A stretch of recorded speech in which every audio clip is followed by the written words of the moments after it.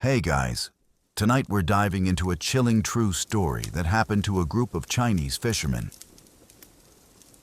In the vast Pacific Ocean, a ship named the Lu Rong Yu 2682 became the stage for a brutal showdown between survival and morality. So before you get comfortable, take a moment to like the video and subscribe, but only if you genuinely enjoy what I do here. And while you're at it, drop your city and the time right now in the comments.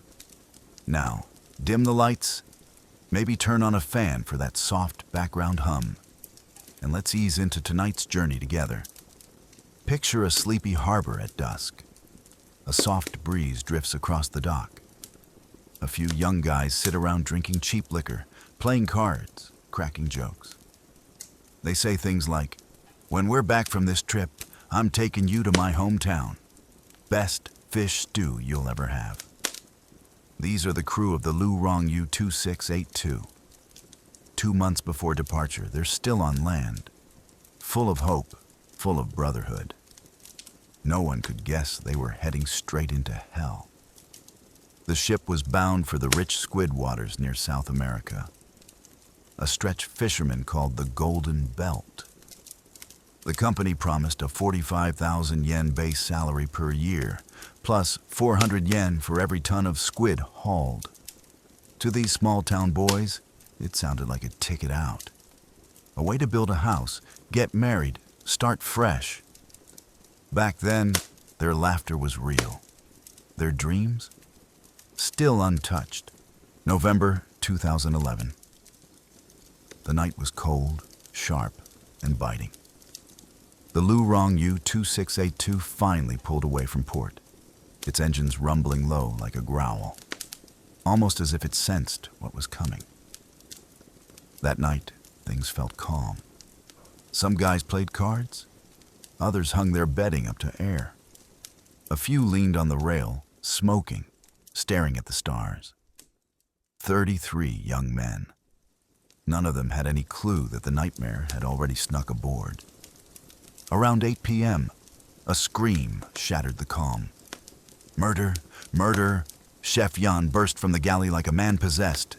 He screamed, shrieked, ran across the deck shouting for hours. 3 solid hours. No one dared go near him. Not until 1 a.m., when Captain Li Chengquan exploded on him, did he finally slump into a corner, gasping. But the real terror hadn't started yet. A little later, he disappeared. Everyone thought he'd gone to the bathroom. Then, splash. He jumped overboard. The wind howled. Waves crashed. People panicked and searched the deck's edge. Half an hour later, they pulled him out half frozen, half dead. Clearly unfit to sail. So the company swapped him out for a new cook, a man named Sha Chiang. Everyone thought the worst had passed. But maybe, just maybe, that madman they sent home was the lucky one. Because the new guy, he was about to light the match. The first few days at sea weren't bad.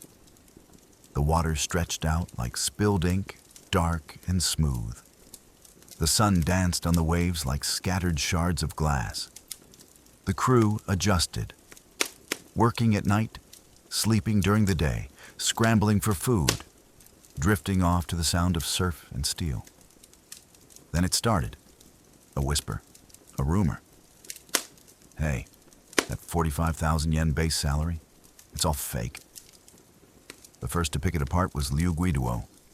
Smart, hard-working, quiet but sharp. He looked over the numbers again and again. Then it hit him. That guarantee only applied if you hauled 180,000 jin of squid. At 0.25 yuan per jin, that kind of haul was basically impossible.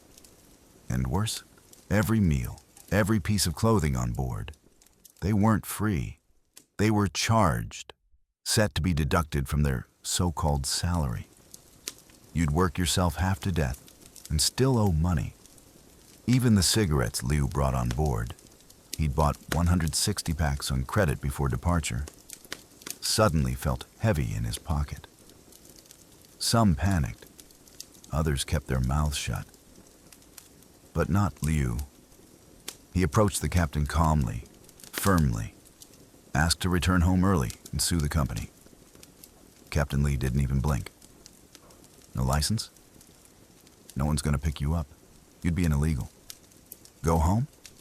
Not a chance. That moment hit the crew like a hammer to the chest. This wasn't a job. It was a prison. A floating, cold, steel prison dressed up like opportunity. And that's when the lines were drawn. There were 3 groups.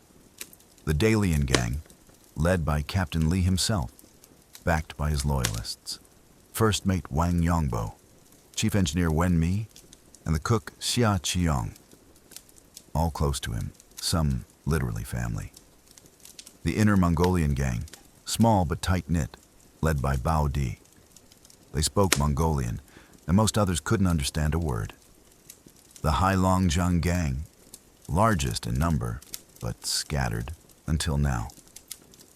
Led by Liu Guiduo, they were the ones getting stomped on. No one had picked up a weapon yet, but you could already taste the smoke in the air. June 16th, 2011, day 171 at sea. The wind was calm, waves barely stirred. The Pacific felt unnatural, still. Below deck, in the quiet belly of the ship, something was stirring. Liu Guiduo sat with Bao De and a few others. Tension thick in the air. "We're not making it back," Liu said, his voice calm but final. "If we want to go home, we take the ship." The decision was made. The mutiny would begin the next night. June 17th. Late, dark. Liu Guiduo, Zhang Xiaolong, Liu Chengjian, Huang Jimbo, they each gripped a knife tight in their hands. Without a sound, they stormed into the wheelhouse. Captain Li was looking at a map. He barely had time to look up. Cold steel was already pressed against his throat. "Turn the ship around." Li looked into the eyes of the young men who used to call him Captain. There was no pleading. He knew the world had changed. He reached for the controls. The ship's nose slowly turned. A few crewmen whispered cheers. Some even laughed. They were going home. At least that's what they thought. They still believed this was just a forceful conversation. That once the route was set, they'd return in peace. But fate, it doesn't play nice. That same night, a shout tore through the air. Xia Qiong, the replacement cook, stormed into the wheelhouse, cleaver in hand. "You're all out of your damn minds," he screamed. He misjudged everything. Zhang Xiaolong struck at first. A blade straight into Xia's back. Xia turned to fight, but a metal pipe broke his leg in a sickening crunch. The knives came again and again. Liu Guiduo stepped in for the final blow. Together, they tossed his body into the sea. The waves swallowed him whole. Blood soaked the deck, and with it, the illusion of a peaceful return. The Lu Rong Yu was no longer just a fishing boat. It was now a floating island ruled by fear, sealed tight with blood. After Xia Qiong's body was tossed into the sea, a strange silence blanketed the ship. No one screamed. No one cried. Only the ocean whispered in the dark. For the next 10 days, it was like nothing had happened.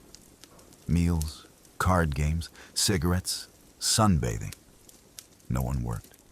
No one talked about fishing. The Lu Rong Yu felt like a strange, drifting vacation cruise. Whenever someone asked, "Hey, where's the cook?" the answer was always the same. Fell overboard during work. Simple. Blunt. No one questioned it. But that piece was only surface deep. Everyone knew, once you've killed once, that line's gone. Crossed once, it's easier to cross again. And again. Liu Guiduo started to change. He wasn't the diligent worker anymore. He spent long afternoons sitting at the stern, eyes squinting into the sun. Quiet, watching, thinking. He started suspecting everyone. Who's loyal to the captain? Who's whispering at night? Who might flip? July 20th, day 205 at sea. A crew member named Bo Fujun walked up to Liu Guiduo. Wen Dao, the engineer, he's planning something. He's talking to others about fighting back. Liu nodded, didn't speak. He glanced over at Wendo by the fishing lines, then at Huang Jinbo standing by the door. Tonight, Liu said, we take care of it. That night, music blared from the loudspeakers. Loud enough to rattle your teeth. It was cover. Wendao was lured into the wheelhouse. A blade slipped into his chest. His eyes stayed open as he fell. At the same time, Zhang Xiaolong and Liu Chengjian burst into the crew's quarters. They stabbed Wen Mi to death. Cold, fast, precise. One by one, names were called. Liu Gang, Wei Peng, Wang Yongbo. Each was summoned for a talk. Each one vanished into the black ocean. The scariest part wasn't the violence. It was the structure, the system. Murder as a routine, efficient, scheduled, almost like clocking in. By dawn, the Dalian gang was nearly wiped out. Only one remained, Captain Li Chengquan. They didn't kill him, not yet. Maybe he was still useful, or maybe they just weren't done with him. From that night on, no one believed this was just about going home. They knew now. This wasn't a mutiny. It was a takeover. A new kingdom, floating in blood. With the Dalian gang all but gone, only Liu Guiduo's Heilongjiang crew remained, along with a few floaters. Neutral guys, gray zone people. But no one felt safe. Every day felt like a countdown. Everyone waited for their name to come up next. Duan Zhifang kept to himself. Sat in the corners, didn't speak. He knew he wasn't alive because he was innocent. He was alive because they still had a use for him. By now, Liu Guiduo had fully changed. He didn't work, didn't joke. He stood on the deck, smoking, staring into the ocean like he was king of his own ship. But even kings get paranoid. He started watching Bao Day. The inner Mongolian gang was small, but tight. They spoke in Mongolian. No one understood. That alone made them dangerous. Then came July 24th. Bao Day quietly approached Huang Jinbo, Liu's trusted guy. Liu's planning to ditch the rest of us, Bao whispered. Said only 2 or 3 Heilongjiang boys are getting off in Japan. The rest of us, dead. Huang nodded. Let's handle it. But the moment Bao turned around, Huang went straight to Liu Guiduo. Liu just smiled. Good. It's time. That night, the fate of the Mongolian crew was sealed. But they had a problem. There were 6 of them. They shared a cabin. Tight-knit. Too risky to attack all at once. So Liu turned to 2 wild cards. 1, Kui Yong, the so-called neutral. 2, Captain Li Chengquan, still locked up in his cabin. Liu brought them both into a quiet corner. You want to stay alive? He said. Earn your keep. Li didn't speak for a long time. Then he nodded. Liu had lied to him. Bao Day killed Wang Yongbo, not us. That night, Li and Kui crept up on Bao Day in his sleep. 2 blades, quick and deep. Bao screamed, "Get out! Help me!" But no one came. Not one of his 5 crewmates moved. He was forced to jump. The ocean swallowed him whole. Over the next few days, the rest were picked off. Chu Ronghua, Shan Guoxi, Dai Fushan, Bao Bao Cheng, Shuang Shi. Some were stabbed. Some were simply told to jump. And just like that, the inner Mongolian gang was gone. July 25th, 2011. Morning. Sunlight spilled across the sea, glinting like nothing had ever happened. But everyone on board knew. This ship was now a floating hell. Then, without warning, a jolt. The whole vessel tilted slightly. Panic. The engine room was flooding. They rushed down to investigate. What they found chilled them. The main valve, the one that controlled the sea intake, had been opened. Deliberately. Someone wanted the ship to sink. They looked around, counted heads. Only one person knew how to operate that valve. Wang Yanlong. Gone. No note, no fight. Just vanished. Some whispered he'd jumped. Others said it was a final act of defiance, a death pact with the ship. The flooding was slow, but the engines were dead. The Lu Rong Yu was drifting, paralyzed, in the middle of the Pacific. For the first time, Liu Guiduo panicked. He switched on the comm system, sent a distress signal, then he gave the order. Build rafts. We might need to run. That moment of chaos, it gave 4 men their only shot. The last of the Dalian gang, Fu Yizhong, Ding Yimin, Gong Xuejun, Song Guochun. Under cover of night, they slipped onto a handmade raft, a few bottles of water, some dry biscuits, a little hope. The raft drifted, quietly pulling away from the ship. From the edge, Song Guochun turned back. He whispered, "We're not going back." But they'd underestimated the waves and the cruelty of the men they left behind. A swell tossed their raft right back toward the monster. "Grab them!" Liu Guiduo roared. Hooks, ropes, spears. One by one, the 4 were pulled closer. In the water, Fu, Ding, and Gong clung to each other, desperate. Too weak, too broken. A spear slammed into Ding Yimin's back. His blood spread through the sea in slow, red rings. Song Guochun was closest to the ship. He screamed, crying, "Brother Guiduo, please! I just want to live!" Liu stared at him for a long moment. Then flatly, "Pull him up." They pulled Song Guochun back aboard. No one spoke. The silence was suffocating. He coughed up seawater, dropped to his knees, sobbing. "I wasn't trying to betray anyone.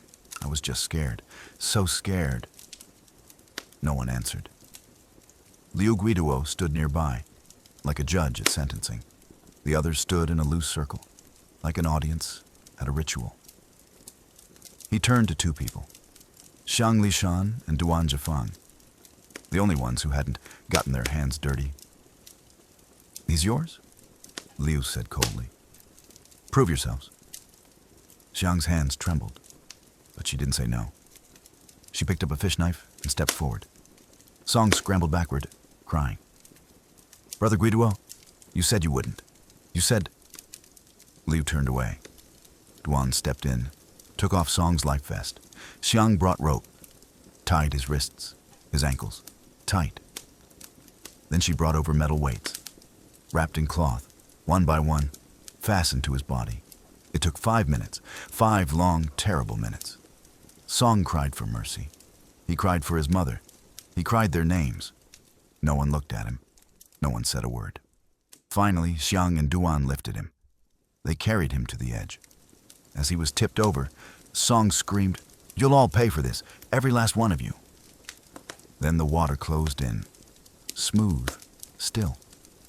Just like that, the final public execution. From that moment forward, no one said the word escape again. Everyone understood. The steel box floating on the sea was now a cage with no door. And then the quiet days began. No more killing, no more fights. Everyone moved like ghosts. They ate, they slept. They stared into nothing. Only the waves still spoke. Slapping against the steel hull, a reminder, you're not home yet. The sinking had been slowed. Someone had patched the valve with a tarp. There was still food, still water. And the distress call? After drifting across the Pacific for 3 long days, it was finally picked up. A fisheries patrol boat was on the way. But when Liu Guiduo heard that help was coming, he didn't smile. He got to work. The final plan, a cover story. He gathered everyone on deck, spoke like a general preparing for war. "Here's what happened," he said. "Baoday's crew started it. They killed people, they rebelled, they escaped on a raft. We are the survivors." He paced slowly, eyes cold. "If anyone slips up, if anyone says otherwise, I'll find your family, even if I'm not alive to see it." Then he took out a notebook, wrote down every crew member's home address, one by one. Everyone nodded. No one said a word. Duan Zhifang would later recall, "We weren't alive anymore. We were just waiting."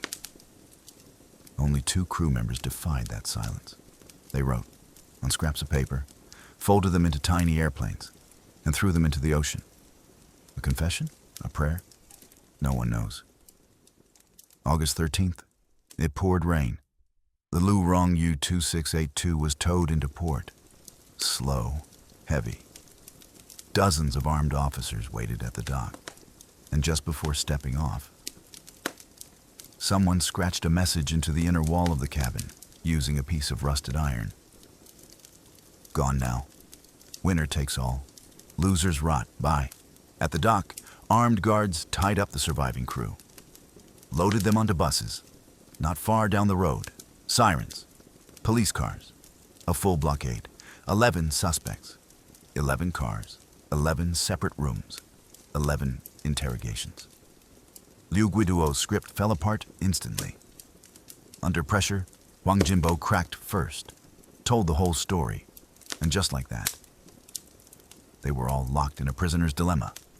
Talk and maybe live. Stay silent and die together. Eventually, Liu Guiduo, Li Chengquan, Zhang Xiaolong, Huang Jinbo, and Liu Chengjian were sentenced to death. Wang Peng got a suspended death sentence. Feng Xingyan, life in prison. Mei Linsheng and Cui Yong, 15 years each. Shang Lishan, 5 years. Duan Zhifang, 4 years. 2017. Liu Guiduo was executed. He had tried to escape from prison once. He was caught. And for 4 whole years, they strapped him to a wooden board. Didn't let him move. And Duan Zhifang? He walked out of prison quietly, vanished, until one day, a journalist named Du Chang knocked on his door. The year was 2014. Duan said, "I still have nightmares." But he told the story anyway. Every detail, every scream, every knife. That became a piece of investigative literature. Title, Pacific Battle Royale. But we all know, the real villain, the company, never showed up in court. The ones who forged contracts, the ones who sent them to sea like cattle, the ones who knew exactly what they were doing. Not one, not a single one was punished. They say the ship was fixed, renamed, sent back out to sea. So how does this story end? Maybe it doesn't. Maybe it ends with Ma Yu Chao, that young college grad who jumped, didn't kill, didn't fight, just disappeared. Maybe he's all of us, regular people, trapped, unable to fight monsters. So we drown quietly instead. And we ask, if it were you, what would you have done? I don't know. I honestly don't. But I do know this. The ship was never the hell. The hell was the hand that sent it to sea. If you're still here, thank you. Thank you for sitting with me through the waves. May your night be peaceful. May the sea stay calm. And next time, we'll tell another tale. Good night.